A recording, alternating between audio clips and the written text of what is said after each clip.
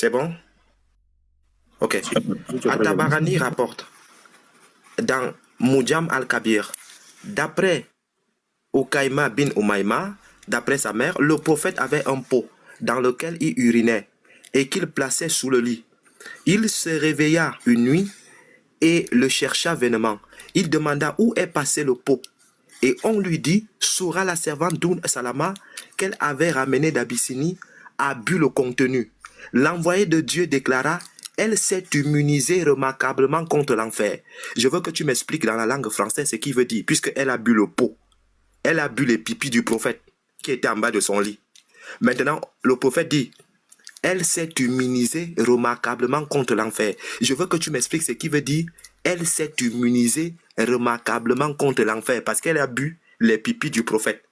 Oustaz enseignement. Je vais t'enseigner ce soir ta propre religion que tu ne connais pas.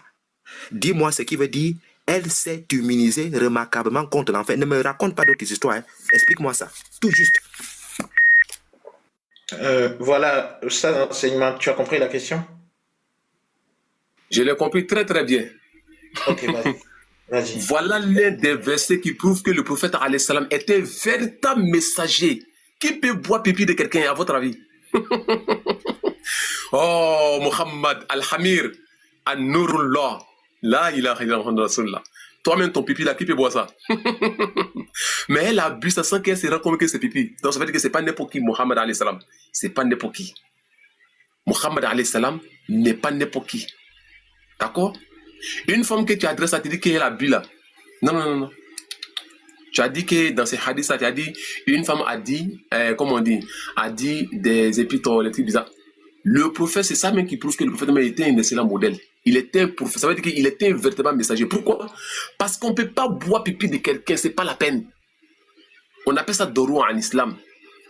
Malgré qu'elle a bu le 1, elle n'est pas tombée malade, elle n'a pas eu les effets secondaires, elle n'a pas eu de soucis en elle. Toi là, quelqu'un n'a qu'à boire pour toi là, s'il n'est pas déjà, il faut changer mon nom. Donc tu vois, non? Allah, il te dit qu'il protégera l'être humain contre toutes ces choses dont il n'a pas fait par exprès.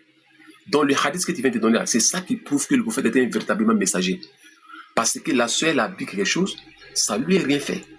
Et le prophète va lui dire quoi? Tu t'es protégé contre l'effet de l'enfer.